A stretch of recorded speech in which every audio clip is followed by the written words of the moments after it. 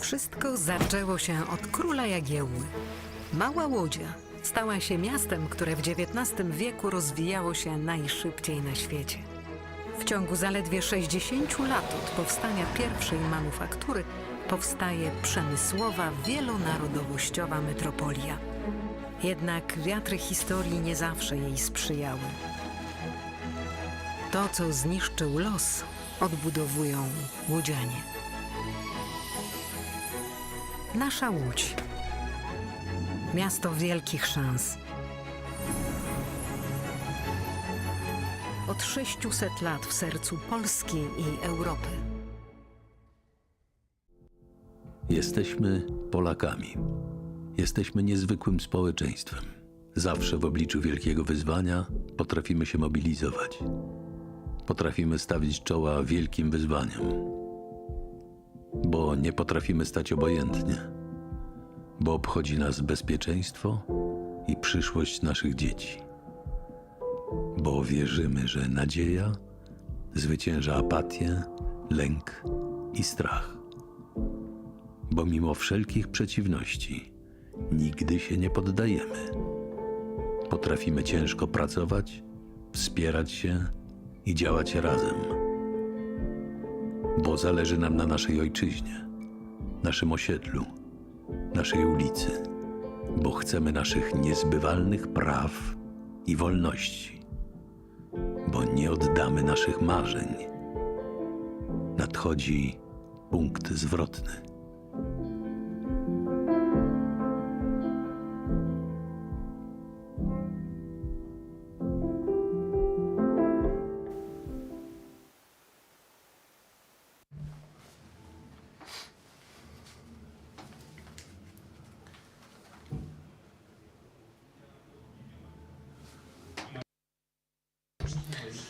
So we had some small technical issues, but we managed. It was the test of your attention, and I'm glad that I have your attention, and hopefully that is how it will be till the end of the panel during which we will be talking about diversity and inclusiveness in business. My name is Paweł Orlikowski. I'm an economist and music journalist. So here is where diversity kicks in for the first time. We have a guest from London, from Great Britain. So this panel will be partially in English and partially in Polish. So whoever needs an interpretation, please receive the headphones. Your headphones to have a translate to English, okay? Więc zaczynamy.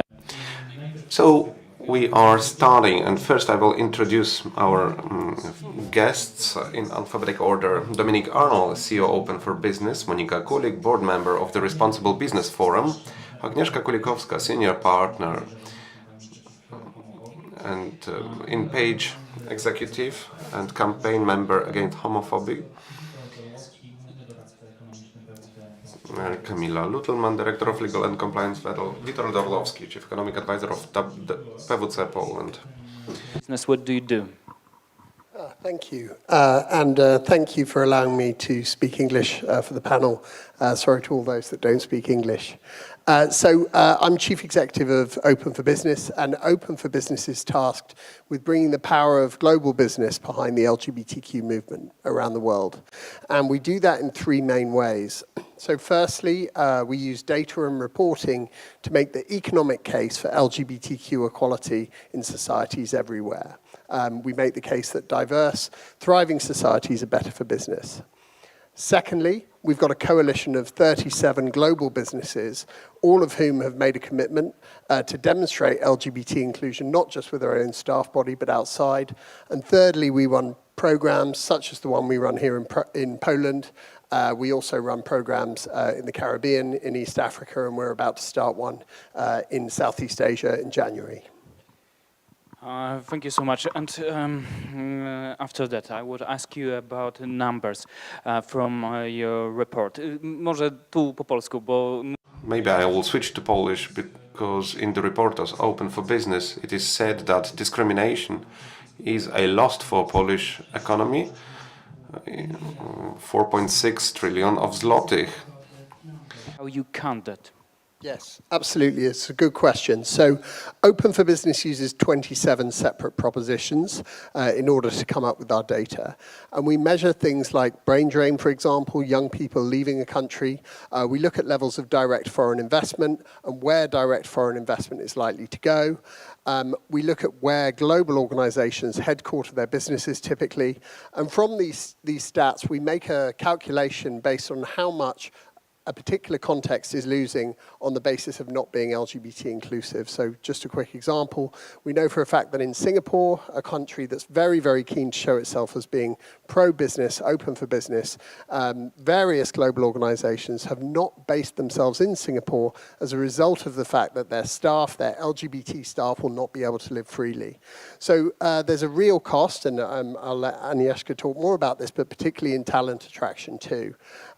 So we count all these things. I won't recount the whole report, but the report's available on our website, www.open-for-business.org.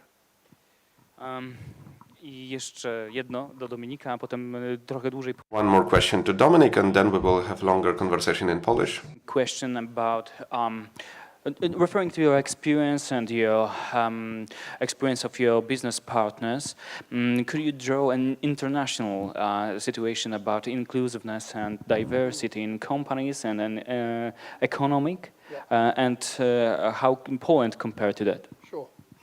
I mean, Poland's quite an interesting case at the moment, actually. We work with, as I said earlier, 37 global businesses, all of whom I have to say don't really need the case for inclusion made to them. Businesses operating at a global level, in our experience, understand the value of diversity, they understand the value of having a diverse team, and they understand the value of making sure that everyone in their workforce is able to be themselves at work and able to lead a life where they're not subject to discrimination. And for that reason, when a global business is deciding where to headquarter a firm, they're going to look for somewhere where they know that all their staff can be safe. And I think the reason I said Poland's an interesting example is that the recent ILGA Europe ratings considered Poland, in terms of legislation, one of the worst places in the EU to be LGBT, which is slightly unusual because actually in terms of public opinion, more than 50% of the public in Poland support the idea of some sort of civil union or equal marriage for same-sex couples. So there seems like there's a bit of a disparity between public opinion and between the legislative framework. So of course, I would say that the very quickest thing Poland could do to make itself open for business is to look at the legal framework and look at the structures that are in place to make sure LGBTQ people are supported. Thank you, Dominic. Polska ciekawy. Thank you, Dominic. Interesting case about Poland. Now question to Agnieszka Kulikowska. In the context of campaign against homophobia, the same report showed that 57% would mention that inclusiveness is close to them, whereas representatives LGBT suffered some problem with the inclusivity. People that planned emigration from Poland mentioned personal discrimination cases, mentioned as a reason for emigration. So it's the third. Agnieszka? Yes, because, ladies and gentlemen, in the macro scale, unfortunately, during recent 20-30 years, we also have no equality. Not much have changed. In the same report that Dominic mentioned, we were for the third or fourth time on the last place when it comes to LGBT plus people rights. As Dominic said, society went forward, so we are moving forward. When it comes to attitude, we need to use that. We need to bring legislation to the level of more advanced character and public opinion. It's from one side. In macro scale, it's not much happen. From the scale of the companies, businesses, more and more is happening. And this I can say with certain pride, looking at corporate business sector. During the last 4 or 5 years, we see more and more companies on the pride parades, specific actions for LGBT persons amongst their organizations. And in fact, business becomes one of the motors of changes in Poland, also social changes. So if we are to compare American market, where these equalities happened because companies, corporations lobbied that on state, then on federal level, they involved into political questions more strongly. It's not the situation in Poland.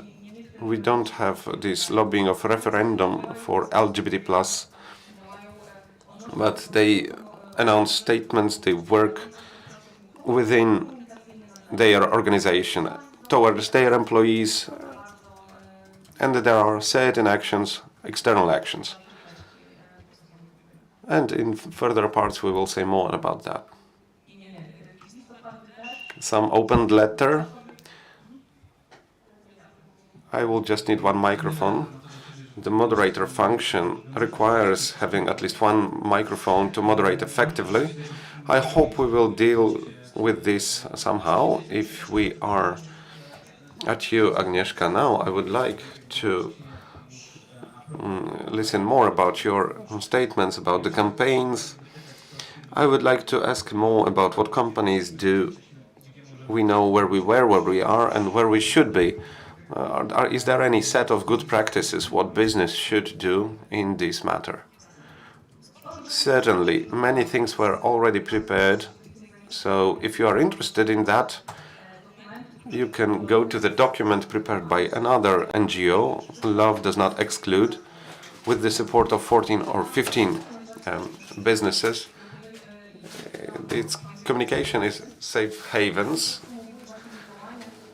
It's summarizing the actions of Polish companies creating so-called rainbow networks. Those are networks in companies established by LGBT plus people with the support of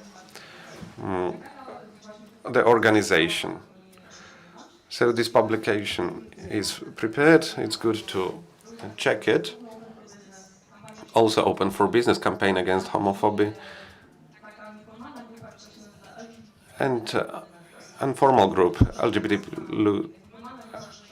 plus that combines rainbow networks in Poland, and together with Networks for Women we prepared a letter, a declaration of support from the side of leaders of business in Poland towards LGBT plus society. And a fantastic thing happened in June, looking at Monika from the Forum of Responsible Business and Orange.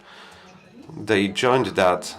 Companies there and presidents of these companies obliged to provide same benefits for LGBT plus as for hetero people from the organization. To show you what exactly that is, what are those benefits, the thing is to make a step where Polish state would not step in. So if heterosexual person has a free day, for instance, for a day of their marriage, the thing is for companies that took part is to declare that people who want to have this wedding, they can go abroad and take this marriage or have a humanitarian marriage in the country to make it possible. It's also transition of gender. I can tell you quite extreme example, but in Poland, if someone wants to establish gender, in the past we said change the gender, he has to file in the court a case against parents. That's a formal procedure. So the thing is for a transgender person that they identify themselves as like that, not to receive any legal document for that, but to be able to use their legal name right away. So these are these major steps. I later can tell you more what companies can do step by step to introduce inclusiveness. You said about Wedel business, and here I would like to ask Mr. Kamil Luttelmann. The nearest horizon in a couple of years, what should we do to live in a better world? Should this horizon end in 4 or 5 years, like political turn in parliament or in presidential palace? Yet the president has very little to say about legislation in our case. But let's go to the scenario on what can be done from the business perspective, but also what business expects from governmental or self-governmental environment. So in Wedel, we started the initiative of diversity inclusiveness a couple of years ago, relatively not a long time ago. We not only work with people from LGBT+, but we also are close to other so-called defavorized groups. Those are activities that we make within small steps. Mainly we are focused on educational actions. We publish a lot. Each month we are doing with the subject that refers to an occasion of a given month. Like June is a Pride month. In June we write about LGBT society. We also organize events. We had quite a nice event. We gave away different nice rainbow gadgets. We invited for Pride Equality Parade. It was not a success, unfortunately. This parade was not too numerous, but it was a very nice experience because my phone number was provided as a contact person's number. And a couple of days after the invitation to the parade, I received a text message from a person from our organization who texted that the person is very grateful for this initiative, and due to this initiative, person knows that they are accepted in the company, that there are people to whom they can turn and to be accepted and understood. When it comes to consequent actions, we have plans to start cooperation with organizations like Campaign Against Homophobia. This meeting like today is fantastic because it helps to build tactics and learn different practices. As we talked with Agnieszka, perhaps we will join the initiative Agnieszka mentioned. So definitely we will develop in this direction. And these are our grassroots initiatives, but you asked about what our legislator, this or other, what are the expectations? I think that our grassroots initiatives are very important. We want to continue them. It's possible. The signal we can receive from legislator, I think the regulations about family equality are extremely important signal that legislator can provide to normalize the situation of LGBT persons, not only the laws about equality in the family, but also hate crimes directed towards LGBT persons or simplification of the procedure of the transition.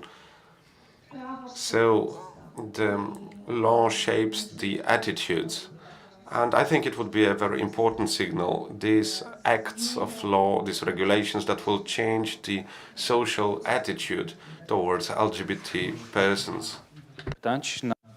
A lot of steps to be taken, but education is obviously critical. Research is vital and awareness is pivotal. Monika, Kulik, question comes to you. The diversity card when we are talking about research, increasing awareness or determining at which moment of business awareness we are in Poland. Is it just big companies, big cities, or has the stereotypical thinking started to change? Before we speak about the card or charter, I'd like to refer to the report on safe harbors, why the business should be like that. We said that Poland occupies the very last position, or one of the final positions in systemic solutions for LGBTQ plus people. And I could have a look at that ranking. In 2014, we took 28th position out of 49. Today we are at the 44th positions.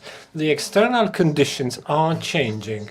Although the public is more accepting in terms of partnership relations, different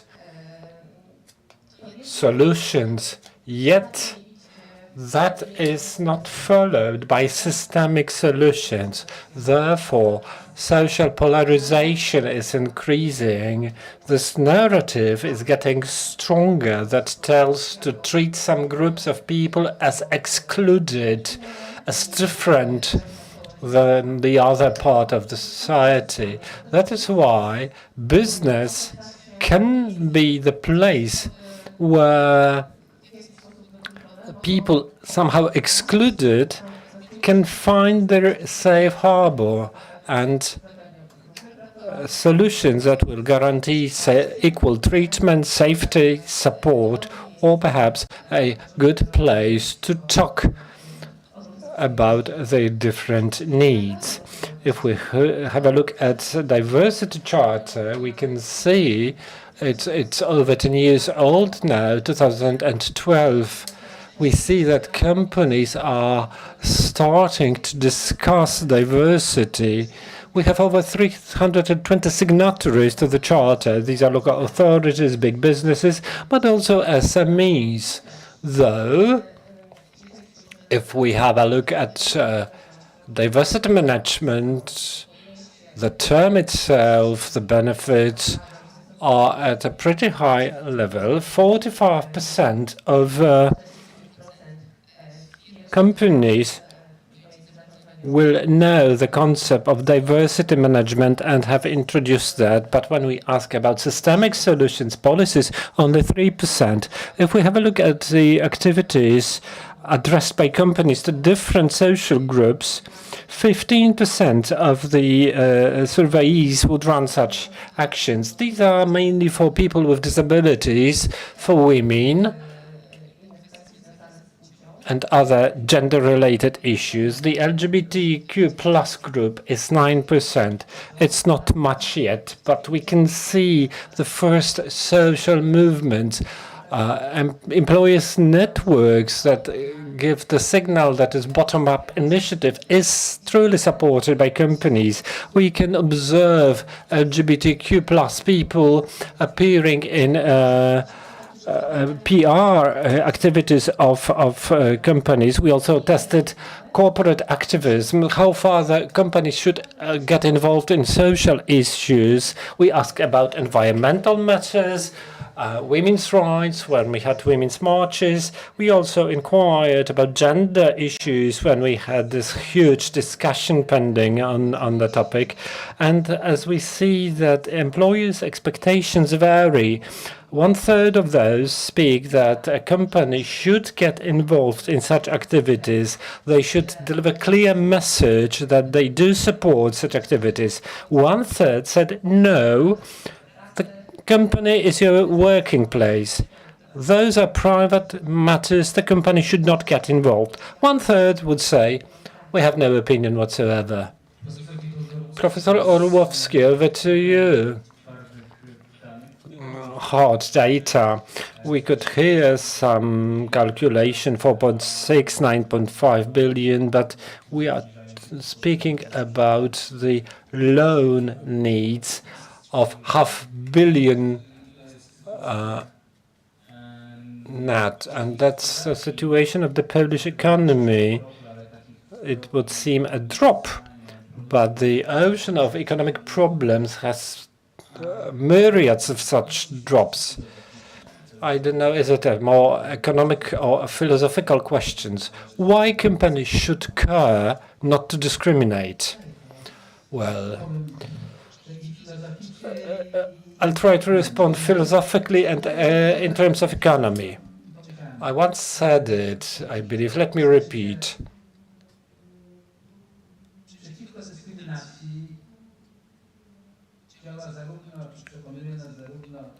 Against discrimination, we hear that from our heart, brain, and stomach, guts. The heart would say, we want to live in a normal world. Why should we pursue anyone because they are different, because they want to live a different life? It's against the normal behavior of a man. At least I believe so. When we speak of companies, we've got this corporate business responsibility, but there are normal people working there, and I assume most of them will have the heart and are not willing to make their heart ailing. If we put the heart aside, there comes the brain, and it says we've got legal issues. And even if we do not have a right in Poland that would give full rights to LGBT people, then certainly persecution is against the law. So, even if, okay, without going into details, it's obvious nobody can do it. And there are some penalties for that. Of course, the Minister of Justice will do everything to mitigate the punishment. This one, perhaps the future one won't. Well, the point is that the brain says it's obvious. And finally, there are the guts. Well, it costs.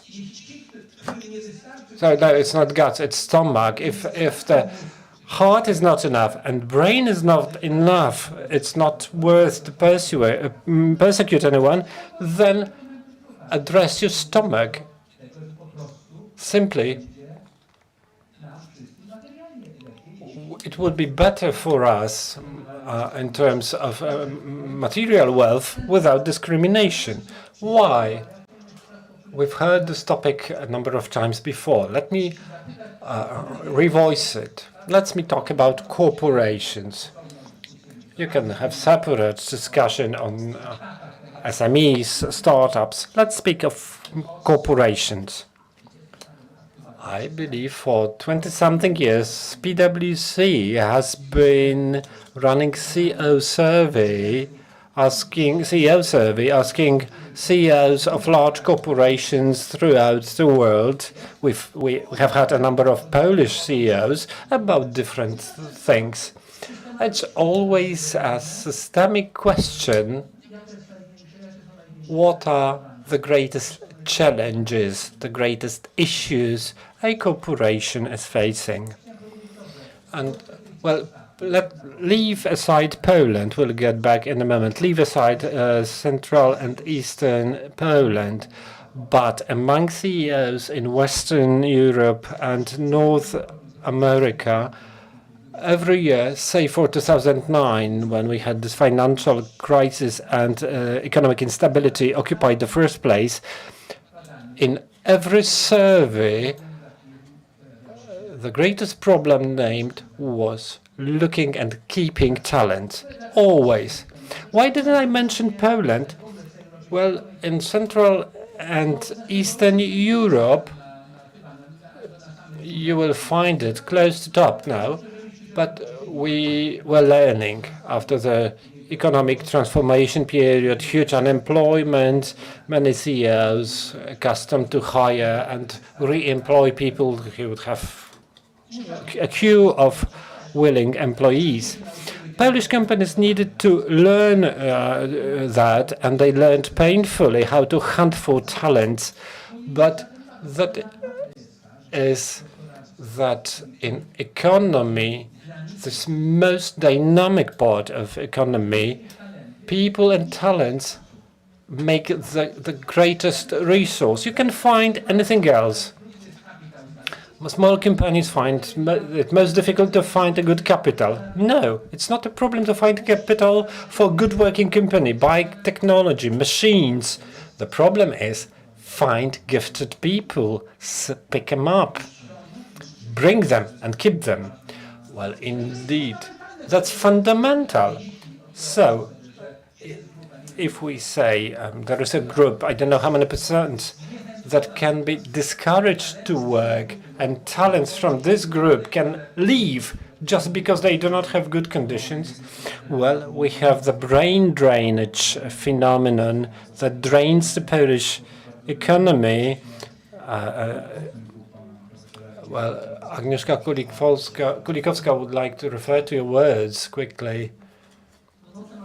Well, but to supplement perhaps, when we speak of data, the number of LGBTQ plus people in Poland, we assume 2 million. Now we say 3.9 million, 10% of the society. Different research shows that people from younger generations frequently identify with this generation. So there is a larger proportion about younger generation, 30-something%. That's statistics.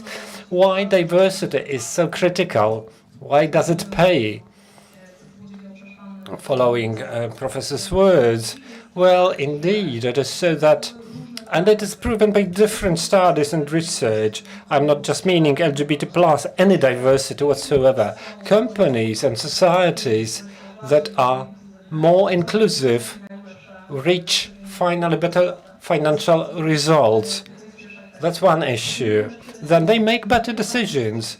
Lots of research. I remember one by Forbes, based on a huge data set, when they analyzed how different groups make their decisions. Units and individuals in groups, more diverse in terms of age and sex, gender. The more diversified expert groups were, the better decisions they made. Diversity pays. Another issue is that diversity in a company far better reflects the society. Our customers then. Our customers are not uniform. So if decision makers create new products, they have to be different people of different age, of different sex, or different sexual orientation, different nationality. The more differentiated, the better, as proven by studies. And in terms of younger generation, issues related to ESG are highly important. Your research shows that diversity issues are important for 30%. Lots of different foreign studies present this as much higher percentage. And I also need to address and say in a couple of words what that means. What introducing diversity in a company, inclusive activities in a company. Some companies believe that the entry threshold is high. No, it isn't. You don't need to be a global corporation. It can be easily done by small firms. 1 person, 5 people company, 5,000 people company. It's always similar. First of all, you need to make your decision. You opt for this party, and we shall voice our opinions. And the example comes from the top. If we have engaged leaders, the managing staff, who would voice their positive attitude to LGBT plus a community, who would wear just visual devices like we have those elements here, they could feel more open. So example comes from the top.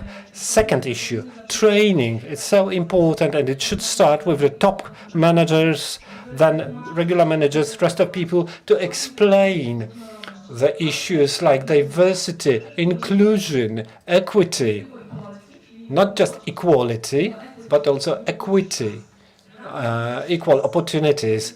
Within this, you need to have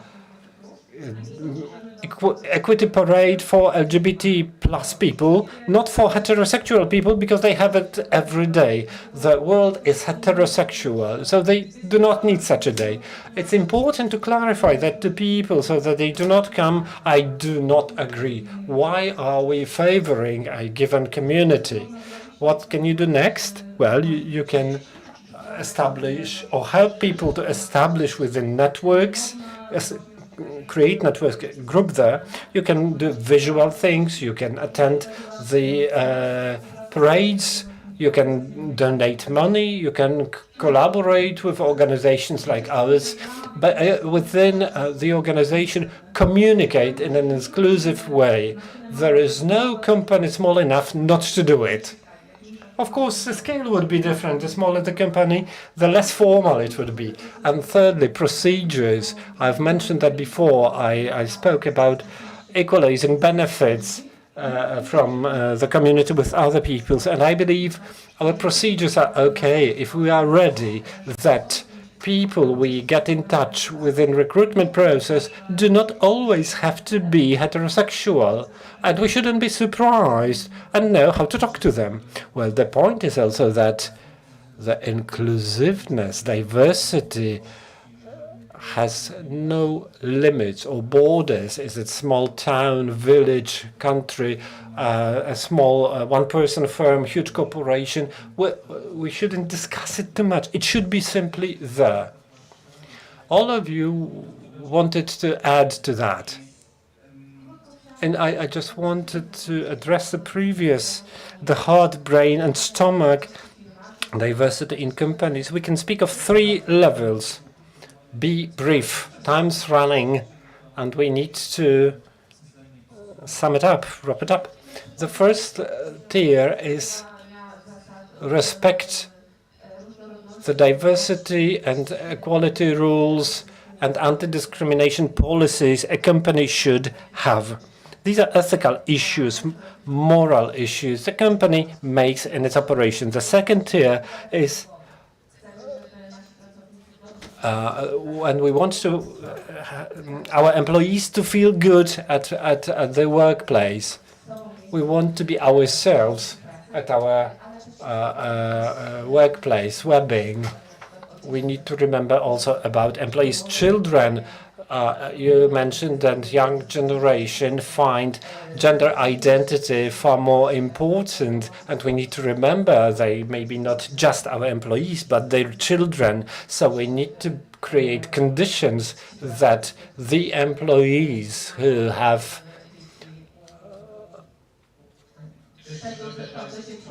such children, they should be children should be included into inclusive policy. That we are talking about child's charter in business. And the third is organizational culture. When we speak about open organizational culture, about inclusive language, proactive actions that communicate rules and values the company follows. I would like to comment on what Agnieszka and Monika said.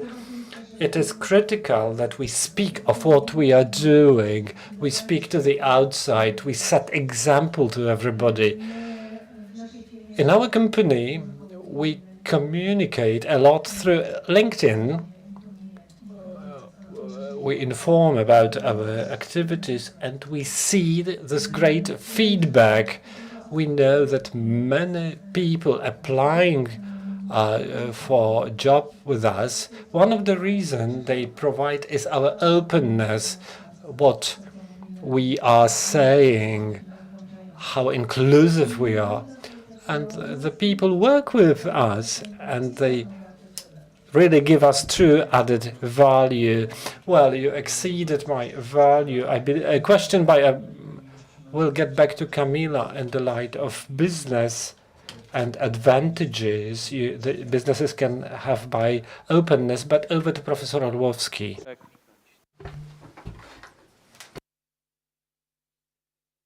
Okay, it works. I just wanted to add one thing, because one thing is discrimination.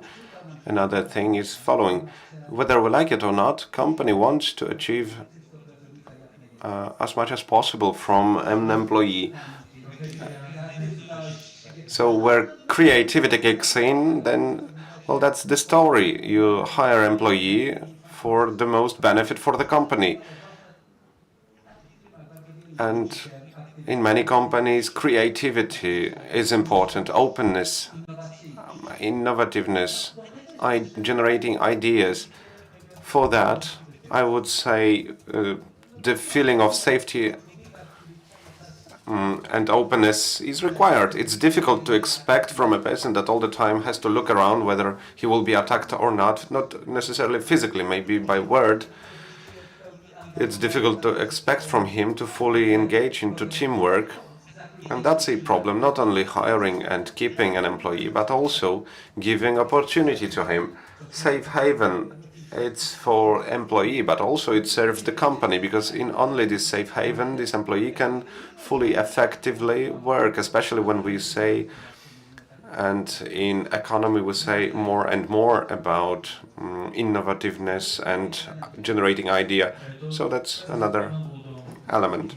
Now going back to business, so Ms. Kamila Luttelmann, I would like to ask here whether we can indeed show certain specific advantages for that have open business over the exclusive business.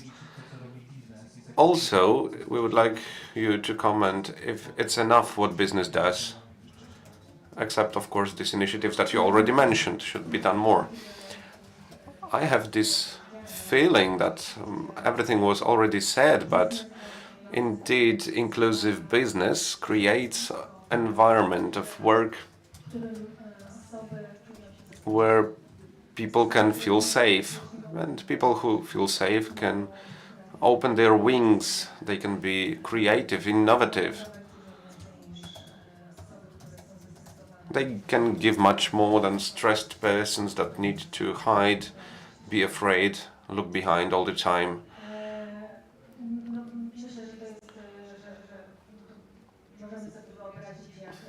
I think we can imagine how productivity of these people looks like as compared to those discriminated. What was the second part? Oh yes.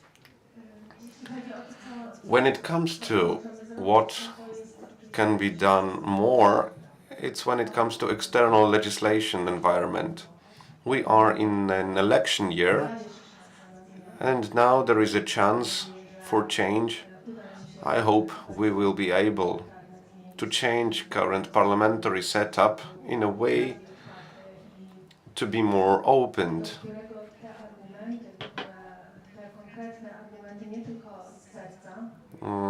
to specific arguments, not just from the heart, but also going from the knowledge that were beautifully described in the report. I'm really grateful for that material, by the way, that these arguments can reach these policymakers, and that something will be indeed changing, because without that it's difficult only by grassroots initiatives to achieve this level of equity and inclusiveness that we would like to see.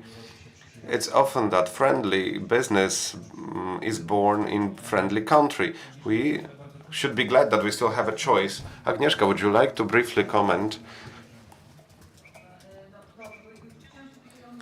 Yes, I wanted to relate to workplaces and to comment how important is the feeling of safety, and relate two simple statistics from the report you mentioned. The most comprehensive report that was published for now about campaign against homophobia from 2020. the result was that 50% of people working in Poland are not opened in their organization in front of anyone. So they are just hiding. 70% of people are not outed, as we say, are not. Their supervisors do not know about their orientation. So it's said that we often face that saying that I am LGBT plus is saying something about sex in work. I would like to strongly emphasize that it's not like that. It's identity issues and it's everyday questions. And I would like to say about important Deloitte experiment. They also described safe havens. They asked all their employees, so for during a week they would not say about anything from their private life when they are at work. After a week it turned out that it's practically impossible. It's practically impossible not to say anything about your wife, your children that is now sick. So those are spheres that completely go through each other. So that's why it's so important for people LGBT plus to feel safe at work, to be themselves at work.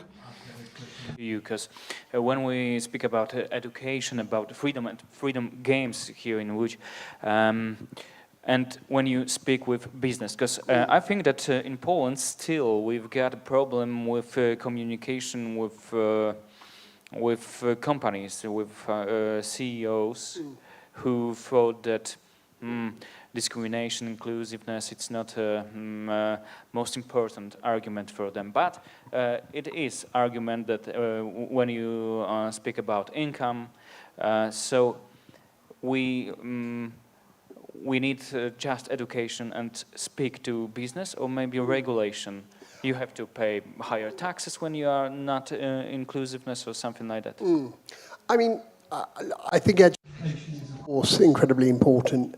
One thing I'd say alongside that is that we shouldn't forget that when we're talking about LGBT inclusion, we're talking about people that are within our business. So I think that most CEOs would agree that having a staff team that's able to engage with the business, able to engage with the work is a good thing. I don't think there's many arguments against that. But I do think that there's people that might think, well, I don't really know anything about that, so maybe that's not my business. And what I'd say is there's a story of a friend of mine who is a captain in the British Army. And she told the person above her, her senior, that she was transgender. And you can probably imagine someone in the British Army, and he didn't know anything about this. And what he said to her was, I don't know anything about this, but let me know how I can support you. And that's all he said. And she said it was incredibly profound for her to hear that from him. Because actually, of course, education is important. I think everyone should do their utmost to learn more and more about different people, particularly the people that work for us. But even if you don't know anything, I think a really good place to start is just to say, how can I support you?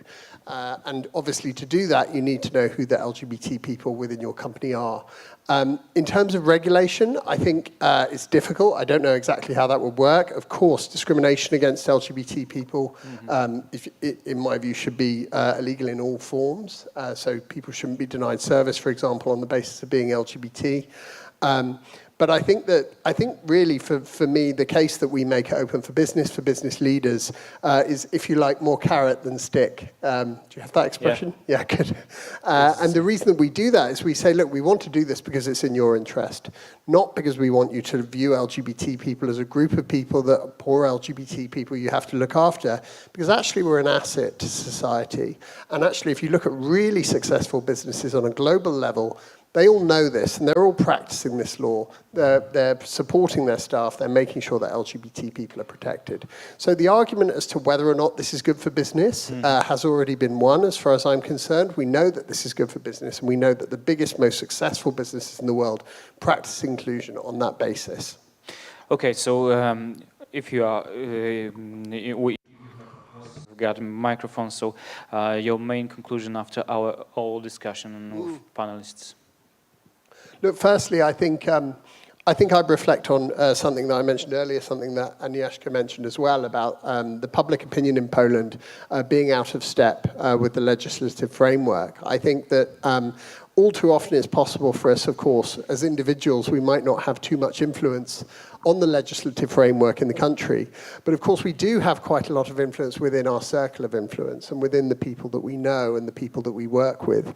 And actually, if you speak to LGBT people, what they will say is that little signs of inclusion, signs that you are supportive of them and you are doing what you can to create space that is inclusive for them, will go an awfully long way. So I would say that, of course, we should keep pushing for legislative change. What kind of campaigner would I be if I didn't?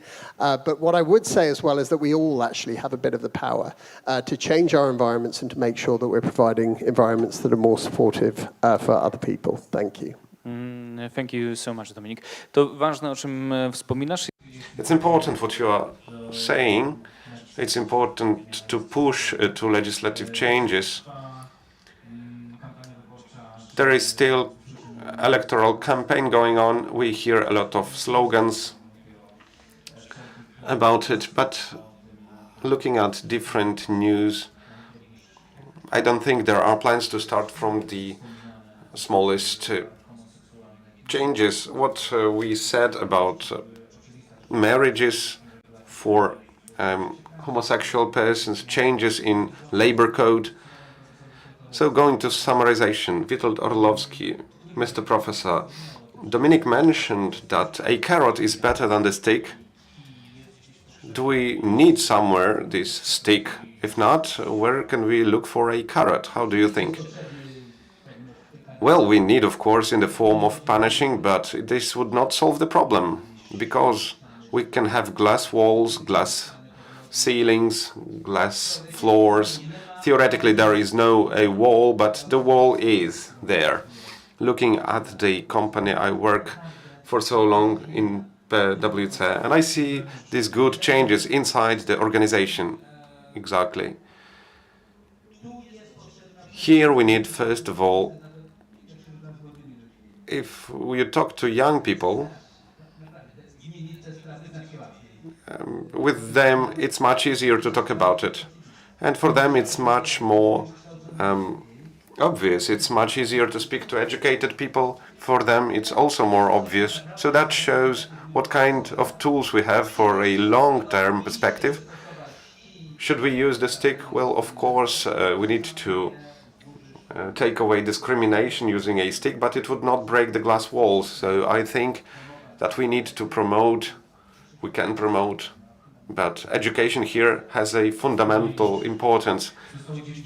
We still have 9 minutes. Inclusiveness, a couple of minutes for each of the ladies. Who of you would like to start the summarization of our such an important discussion? Let's skip the political aspect.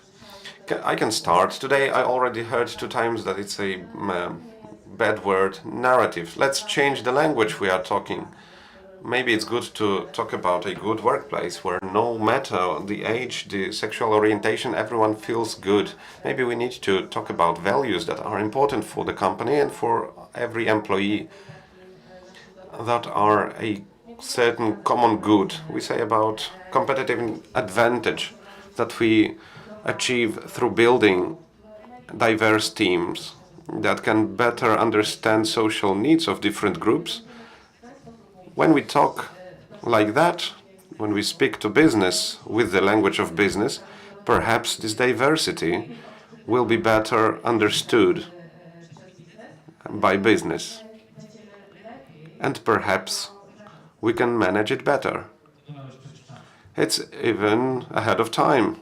Very nice. It's difficult not to agree with what Monika said. I would like to approach from somehow different side. Short introduction. Dominic here related to the result of the Ipsos for Oko Press survey about electorate views on marital equality. Those are very interesting results of research, because they show that around 50%, 58% I believe, of electorate support partnership relations and marital equality. When it comes to civic coalition, these statistics are even much better. 82% support the marital equality. I hope I'm not lying the numbers, but this is very high percent. And what I would like to say in the summarization is a sort of appeal to politicians, candidates, to speak openly about inclusion of LGBT persons, to speak openly about values, to speak openly, not to go around, not to stay quiet about this matter and nodding to bad thoughts about it. I think value is a key. Absolutely yes. I wanted also to appeal not only to politicians, but to all of you potentially watching us,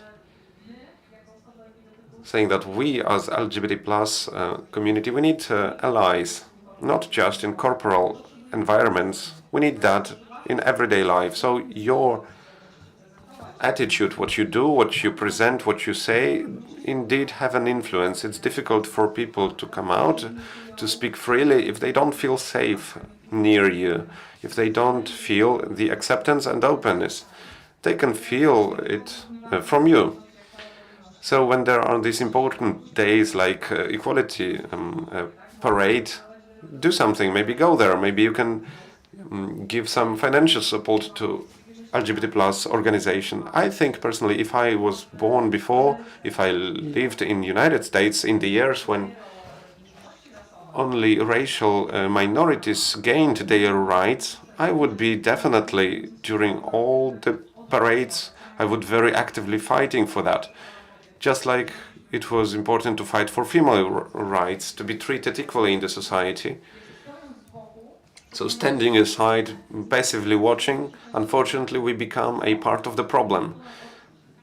Because again, anti-homophobic campaign, it's 22 years of our existence. During these 22 years we keep hearing that the questions of LGBT people, those are some replacing subjects.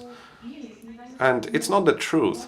Let's not be convinced. There can be different political programs, but those are rudimental things. This should not be a political aspect, but a basic human rights. So I once again would like to underline how big is the role of each of you to build the society that we want to live in, inclusive society. And this is a good wrap-up of our discussion.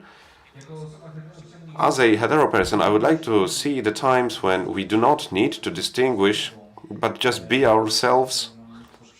As a people that have many friends among LGBT persons, I would like to see this normality in our meetings, everyday meetings, in a cafe, in a work, in a policy, so everyone could openly say about how they are. Just one more word. I remember in my company when we did research on diversity, we approached that as to a problem. Employees said to us, it's not a problem. Diversity management is not a problem. Diversity is a value that you need to appreciate and use. All of us need to think about it like that, not to think about it as a problem, but as about something good that can be translated into common good. Exactly, it's not a problem, it's not a challenge, it's a standard that everyone should accept. And honestly speaking, once again, I just want to say, I would like to see after 5-10 years, I hope that it would be only a history, and perhaps in some wise school books that we could hear how it was in the past. So once again, thank you very much, Witold Orłowski, Monika, Kulik, Kamila, Luttelmann, Wedel, Agnieszka Kulikowska, Campaign Against Homophobia, Page Executive, and Dominic Arnall, Open for Business. And my name is Paweł Orlikowski. Thank you very much for this meeting. It's not always easy to recognize. It may look like this, or like this. It may be a burden, but it is a responsibility that we embrace nonetheless. But if it means this for one person and this for someone else, maybe it ultimately means being there for one another. It isn't handed to us, but we know where to find it and how it feels, how it tastes, and what it sounds like when we finally have it. It means different things to different people, but for many, it means everything. And if we all fight for it, it will eventually bring us together. Ihre Ausreise.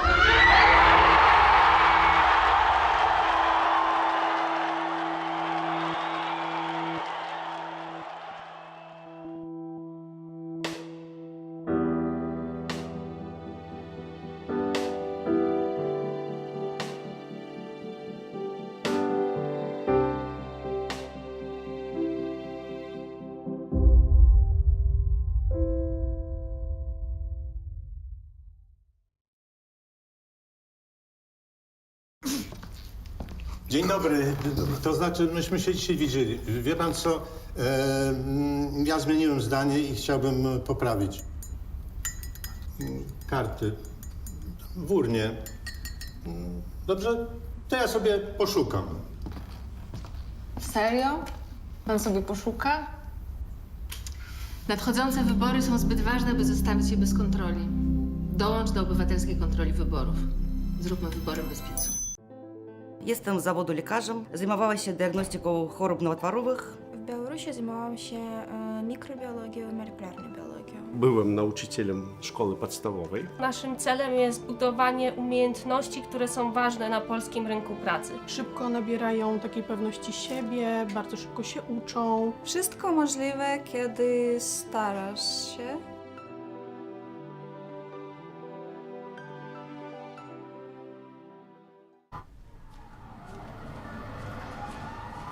Każdy wybór ma swoje konsekwencje.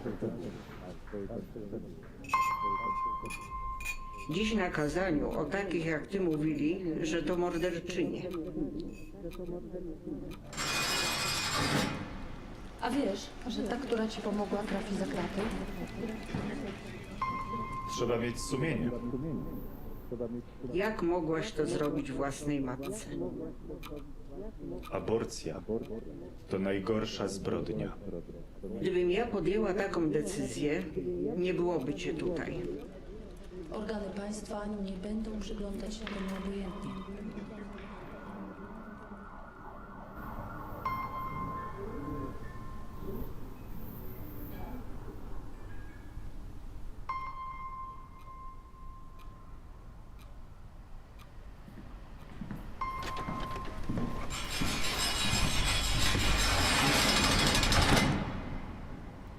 Życie i zdrowie kobiety jest najważniejsze. Stop kryminalizacji aborcji. Kobieta decyduje.